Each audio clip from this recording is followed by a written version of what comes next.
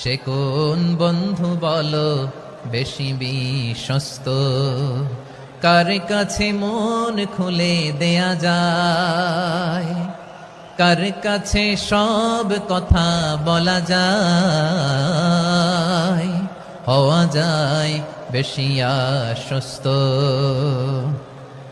তার নাম আহমদ, বড় বিশ্বস্ত।